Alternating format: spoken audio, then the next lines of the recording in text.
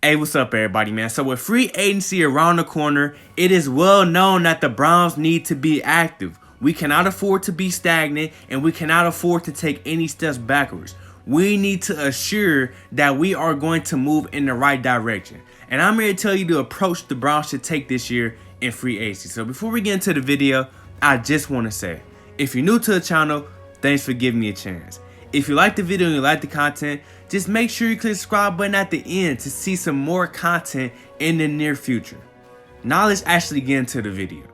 So for the people that don't know, as of today, the Browns got $61 million in cap space. That may change based off of who we cut or whatever, but as of today, we have $61 million in cap space. And before we use that cap space to bring in all these new faces, we have to take care of our own guys first. We got about 13 pending free agents. We have to make a decision on if we're going to let them walk or if we're going to resign some of these dudes. So, here's my opinion on each and last one of these dudes, very briefly. Started with Kareem Hunt.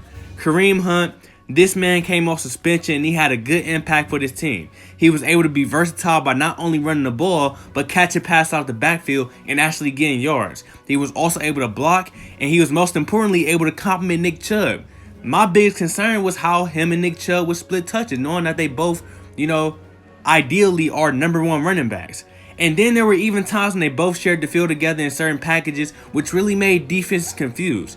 And if that was able to look good and be effective with Freddie Kitchens as the head coach, I'm sure it would work with Kevin Stefanski, and I would love to bring Kareem Hunt back if it's for the right price. Since Kareem Hunt is a restricted free agent, we are in danger of teams giving Kareem Hunt money that they know we are not going to match. So to ensure that we are in control of getting Kareem Hunt for at least another year, what we can do is place a tender on him.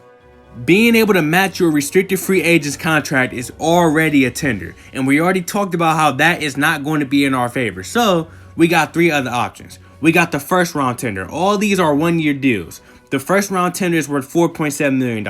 If a team was to exceed that offer, they would have to give up a first round pick in compensation. Same thing with the second round tender. They would have to give up a second round pick.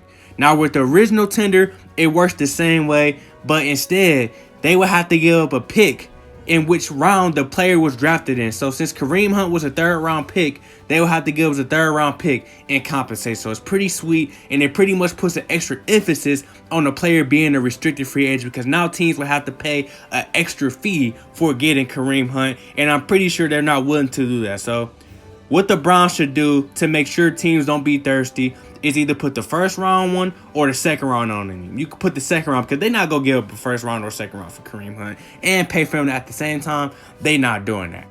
Now, when it comes to the rest of the list, Greg Robinson, he with the Feds right now. We ain't got to worry about him. Drew Strand, I'm going to let him walk because we do not need a 3rd string quarterback. Now, when it comes to Rashard Higgins, I want him back on our roster, bruh. Last year, he really got did dirty. Like, I understand that they was pushed for Callaway to be that 3rd receiver on the depth chart, but that does not mean that Higgins just automatically receives 0 tick.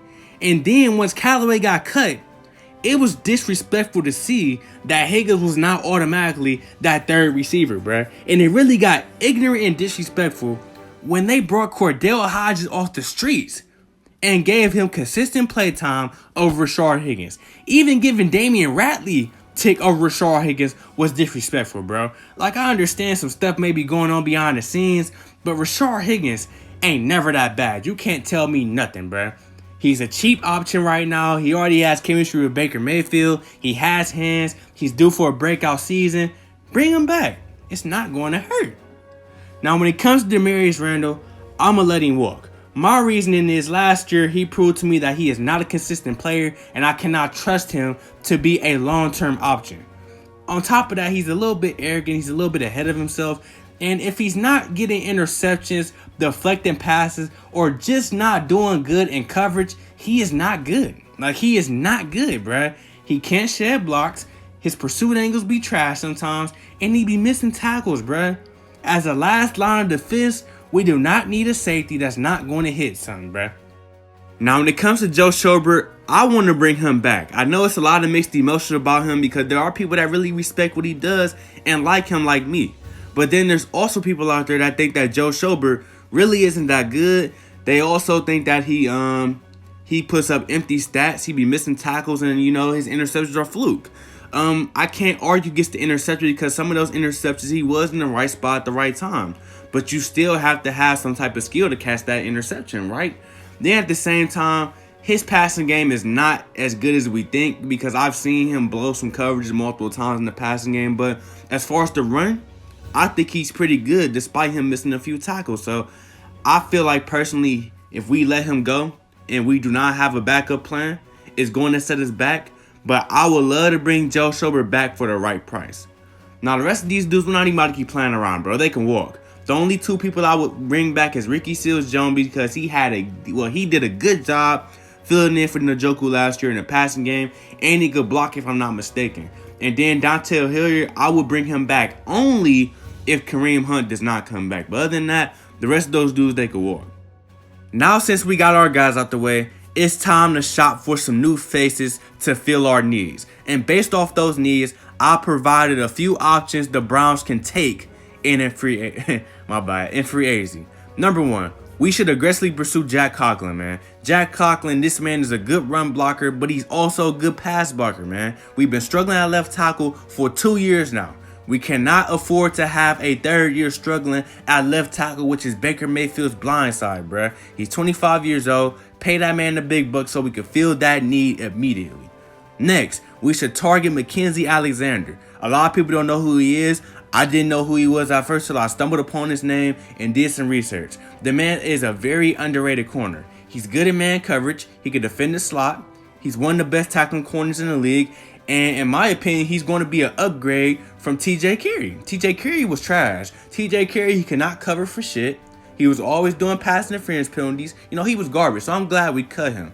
Basically, Mackenzie Alexander would step in and take his spot, and he would kill two birds with one stone because we all know the Browns struggled bad tackling players last year. I also feel like Shaq Lawson would be a very smart option for the Browns to take in free agency. I know we got Oliver Vernon on roster, but we can cut him and clear the $15 million and use that to give to a guy like Shaq Lawson. Shaq Lawson, he's one of those guys coming off his rookie contract and is just looking to prove himself. So he's not looking for a long-term deal. He's going to be pretty cheap. So why not target him and bring him in and give him the opportunity? It works on both ends. Plus, Shaq Lawson is younger, he can still defend the run, and he can get to the quarterback. He needs to improve at that, but guess what? He's only like 24, 25 years old. He got time, bruh. Bring him in and let him give us the opportunity to improve that defensive line. Same thing when it comes to the interior. I want to see us target a guy like Javon Hargraves, who was ranked one of the best at pressuring quarterbacks. And he can defend the run. Something has to shake on that defensive line, bruh. We cannot stay complacent and bank on the names that we have on that D-line because guess what? Those names did not, rank us one of the best defensive lines in the NFL. They actually ranked us as one of the worst. Now, we've been slacking at the strong safety position for some years now, and it's time to bring in a legitimate safety to fill that area, and what better guy to get than Von Bell? Von Bell, the man, is a young guy who has a lot of experience, and he has a bright future ahead of himself. He can tackle at a high level, he can defend the pass, and he can guard some slot receivers, bro. Why not bring him in to have a solidified safety in the secondary? And last but not least, if we do not land a cheaper, solid option at corner like Mackenzie Alexander, why not go on ahead and give Logan Ryan a little bit of money, man? I don't know how much money he's requested, but I know Logan Ryan, he's experienced, he's a veteran, and this man definitely can help out this team, man. No questions asked. But there's a lot of other positions that the Browns can address, as far as racking us in depth. But these are just some of the people I had in mind. Of course, I don't want us to target every single last one of these guys because that would be very expensive. But at least some of them or one of these guys would be good. So let me know who you would want us to target in free agency, and let me know who you would want us to draft in the NFL draft. I have that video coming soon, so if you want to see that video and some more content, just make sure you click the subscribe button. I got more content coming soon.